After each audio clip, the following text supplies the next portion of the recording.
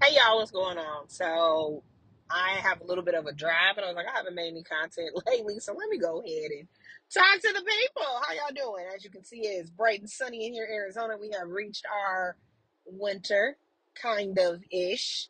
But today is the last day of Domestic Violence Awareness Month, and it's also coming on the anniversary where my it'll be 4 years my father passed away.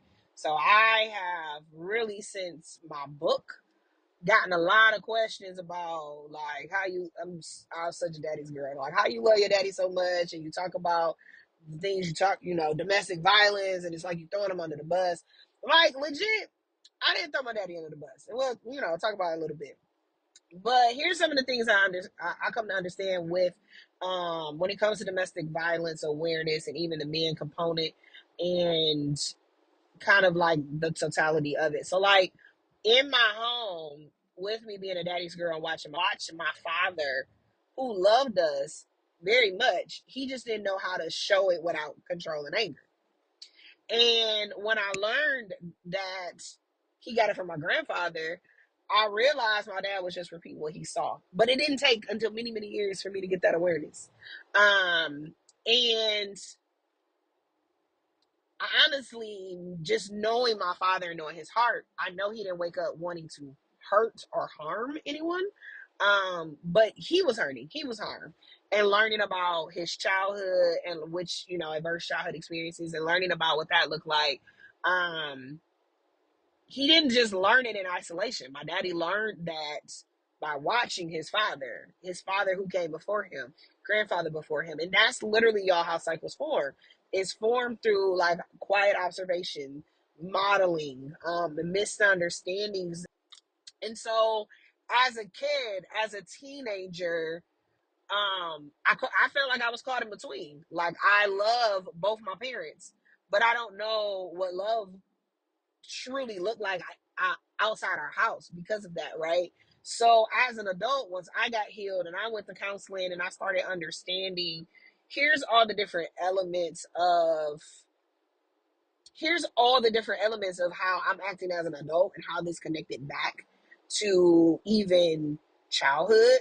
That's when the light bulbs start going off. Even the relationships I was in. So I know, like, statistically, women are more harmed than men, right?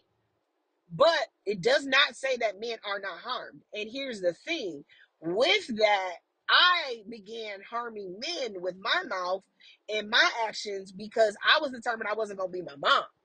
So there is an element of accountability that also is not really talked about a lot from that component. Because I watched this, or because I got beef, ain't no man gonna treat me like this. He ain't gonna do this. And because I'm arguing back and I'm doing all the things, like, it's literally like, let me put my hand in your face, let me do all of that as a form of protection. I'm thinking that I'm not keeping a cycle, but I am keeping a cycle in a dysfunctional way. So as I got healed, that's why that vow became of Dove's Network, is how it was birthed. Not necessarily, I wouldn't say a vow, but my life passion became to create Dove's Network as an organization that honors both my mom and my dad. So Dove's Network, it centers in on the teen aspect and the teen experience of that, trying to heal that, because it centers on my life experience. However, I don't know why the seatbelt keep rising up while I'm. However, there's it's like, say, it's like Doves, right? Right here, my life experience. We serve teens because teens need the seeds to know that they can rewrite their story. And then there's mom component, dad component, branched off, two branches, right? Because my mom's survival, but then there's my father's unhealed story. Because I firmly believe, and you can't tell me nothing different, I firmly believe that if my father had gotten the tools that's out and available today, we would have been a different kind of family. In fact, I even believe strongly, and I say this in a lot of my keynotes, that why healing is important to me is because I feel he would still be alive today. I feel he will still be alive today because my father died of a heart attack early. A lot of people will hear his age and be like, that was early. Because when you just live in a state of fight, flight, and freeze, you are wearing your body out. You're wearing your heart out, right? And that talks about, I don't know, a lot of people know even the component of the boys and the men's side that my husband is even a part of and involved with is, I don't even call, like, traditionally in advocacy spaces when it comes to this realm, it is talked about, it's called batterers intervention. That's the language that's called. I don't call it that language. I understand why, but we call it at Does Network counter abuse, because if you're taught this is the norm, you don't know another way, you're already stigmatized before you come in. You're already stigmatized before you come in. So if we can help the next generation, of young boys, men, be taught something different, like, that's where the work begins. That is where you see transformation. That is where you see an evolution, like an evolved version of, nah, I don't have to be. I don't have to keep this narrative up because it's gone through the generations. Like, a lot of times we say stuff to what happens here stays here. I've been saying that since my book was out. We say we feel like it is disloyal if we acknowledge this has happened. Loyalty also keeps us in bondage to a lot of the things that can, by just naming it, it doesn't make you disloyal. It doesn't. It's freedom. And yes, this happened. No, it wasn't just me, right? I can love you and I can say truth. Two things can be true. And when we get to that, and we can acknowledge that, then you can heal. Healing starts with acknowledgement, right? Like, we know a lot of offenders in our families across different components of it. Some of us been harmed by those offenders. And it's important that I bring this up because, again, so many people are living in hurt. So many people are living in unhealedness. And the holidays come around, and holidays bring it harder. It does. It's like, it, a lot of times you've been forced to just have to, oh, it's holiday time, I gotta be around such and such. Oh, it's holiday time, we have to go over there. But why do you have to? Why do you already know when you think about the holidays, there's a certain thought in your head like, holidays, right? Correct me if I'm wrong. But we do. So I think it is definitely enough. It's imperative that as Domestic Violence Awareness Month ends on today, the work doesn't stop on today. There's a hyper of like, we gonna flood the airways, but beyond that, the work that needs to be done, it does start with the acknowledgement. It starts with being seen. And a lot of point, why I wanted to talk about my dad, like I said, it's the end of the month, but I feel like the male's perspective is not really brought out a lot. And with that, we have great opportunity for discussions. And I had the opportunity to be able to have a men's roundtable with another organization out here in Arizona called Calling All Men, of like creating healthy spaces for men to just be men.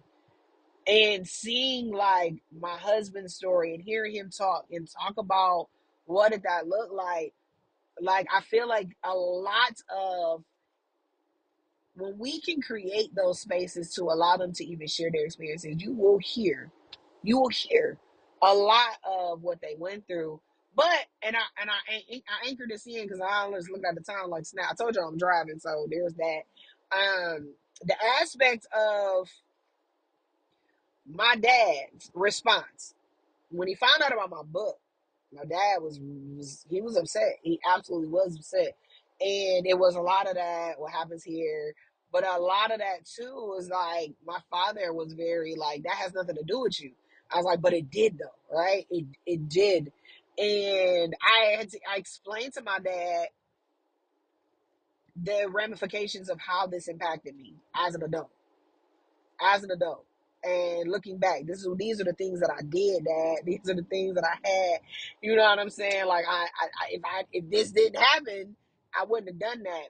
And I feel like there was a certain level of, like, I know at that time I knew it was shame. I knew it was remorse. But there was mass, even the response, the default response was anger. And we had to go years without talking. We went 3 years without talking, and I consistently prayed, like, God, I want to be reconciled, because the reconciliation with my dad, we went different pockets of time of not talking because of just me coming to grips with, like, as a kid I understood, as an adult I became angry. Then it was like the forgiveness, the tools did not come until, and I'm so grateful for my counselor. He helped me in my space and in my time. As I connected the dots, he saw the evolution of unconditional love happen.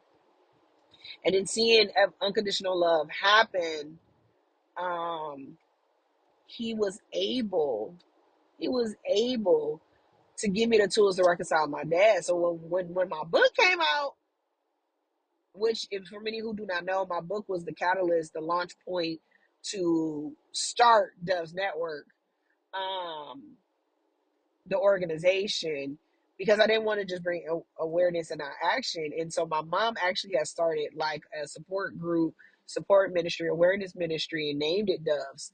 A lot of people don't know that, but she had started that early on in her early advocacy days.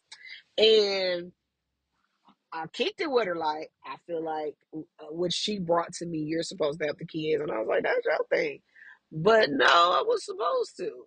It came full circle. And so I told her, like, hey, mom, I know, like, this isn't active right now, but I feel like God has given me this vision to expand. And so it is definitely, again, Dove's Network, it is definitely a branch of honoring what my mom started and set in motion, and I'm carrying it forward to this next generation. My mother has shaped my advocacy in so many ways because I saw what she went through, even on the run, even the survival in while we lived there. So much of my mom, like, I don't even want to cry. Um, but then my dad too. So during that time, as I pray, like, God, I'm doing this, I'm being obedient because there's a generation that needs these tools, that needs this avenue, this component of it. Like, what does that look like? Um,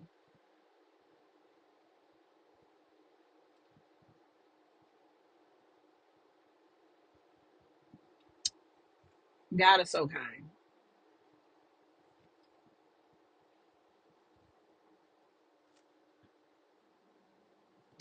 because my dad and I synced back up before he passed.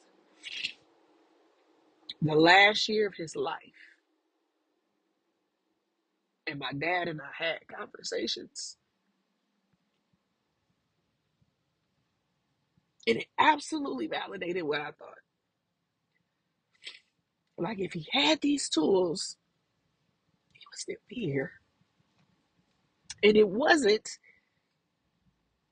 intentional. It was truly like, it was truly, I definitely wanted to do better. I definitely wanted to be better. Yeah. So, in that,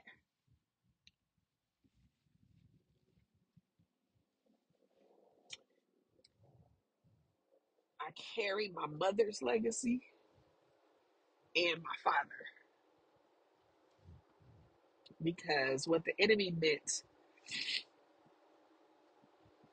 to try to take me, deter me, destroy the lineage, God is using that to show folks that healing is possible, and it can take. All it takes is a decision. All it takes is intentionality. Forgiveness is possible. And as you heal past the things that trip you up, as you heal past the things that trip you up, and every day, get to the root of that. Because in that, there's a whole nother, there's a whole different, another version of not the tissue and stuff. Oh goodness. That you may not even know exists.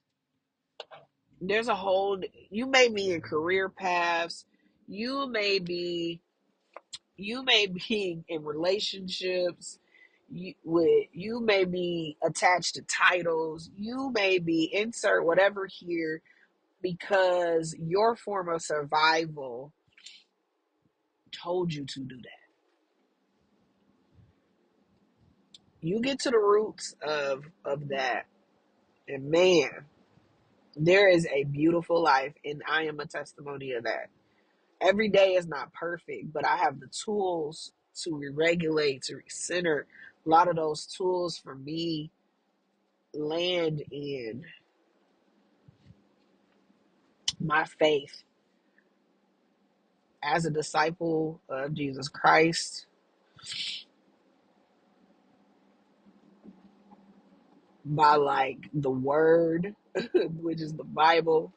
It gives me like what we doing? That's my playbook. That's my playbook.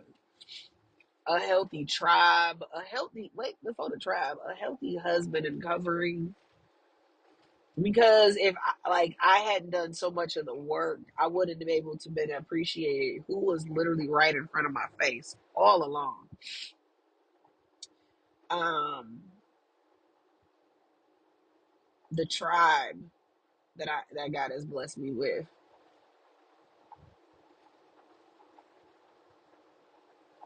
Yeah, this is really long. This is definitely about to go on YouTube. This is a YouTube. But that's why Domestic Violence Awareness Month is personal, because I'm gonna raise awareness, but I gotta raise awareness from so many different levels. It touches so much, and 1 month is truly not enough when you're dealing with the epidemic that we have. It's just not enough. And so beyond Domestic Violence Awareness Month,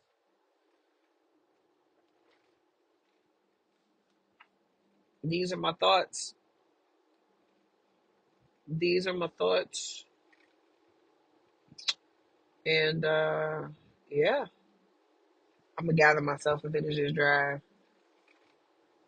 But I appreciate y'all listening. If you've tuned in this entire time, this entire time.